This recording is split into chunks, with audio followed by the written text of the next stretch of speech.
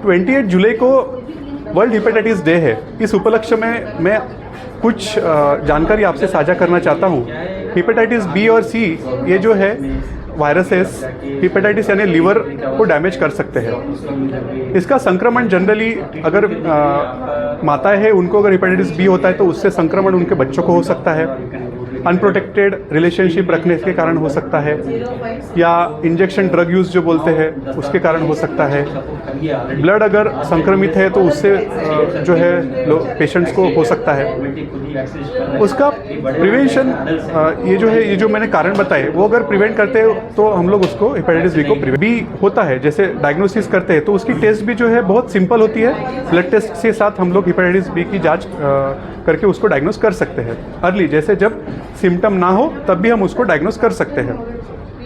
Hepatitis B को diagnose करने के बाद अगर उससे लीवर डैमेज हो रहा है तो उसकी हम ट्रीटमेंट दे सकते हैं जो कि ओरल फॉर्म में अवेलेबल है, टैबलेट फॉर्म में अवेलेबल है, और उससे हम पूरी तरीके से हेपेटाइटिस बी को कंट्रोल कर सकते हैं। हेपेटाइटिस सी को हम क्योर कर सकते हैं 3 महीने की ट्रीटमेंट के साथ। तो हेपेटाइटिस ये जो है इतना मतलब सिंपल है, उसकी जो डायग्नोसिस इतना सिंपल है, उसकी वैक्सीन अवेलेबल है, उसकी ट्रीटमेंट अवेलेबल है, फिर भी लगभग 13 लाख लोग जो है लीवर सिरोसिस और लीवर कैंसर जो हेपेटाइटिस बी के जो एडवांस लीवर डिसीज़ है उसके कारण मौत होती है दुनिया भर में। वो क्यों होता है? क्योंकि उसके बारे में अवेयरनेस नहीं है और हेपेटाइटिस बी के साथ में एक स्टिग्मा यानी कलंक है।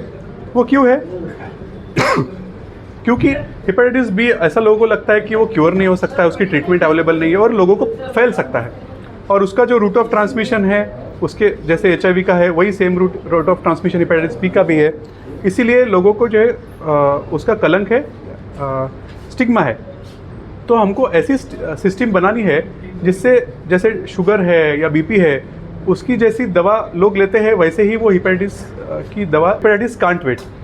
यानी क्या कि हेपेटाइटिस अगर हम लोग हेपेटाइटिस को डायग्नोज नहीं करते हैं तो हेपेटाइटिस तो वेट नहीं करेगा, लीवर डिसीज का प्रोग्रेशन होगा लीवर सिरोसिस और लीवर कैंसर में। इसीलिए हेपेटाइटिस कांट वेट, तो हम we should also not wait, we should not wait because hepatitis can't wait. तो हम लोगों ने भी जल्दी से जल्दी अपनी जांच करानी चाहिए अगर सिम्टम ना हो तो भी, ताकि हम अर्ली डायग्नोसिस कर सके। जैसे कि फॉर एग्जांपल अमिताभ बच्चन जी ने उन्होंने अर्ली डायग्नोसिस किया, इसलिए अर्ली ट्रीटमेंट लिया, इसीलिए आप देखते हैं कि वो स्वस्थ है, अभी तक वो फिल्में कर रहे हैं, अभी तक वो काम कर रहे हैं।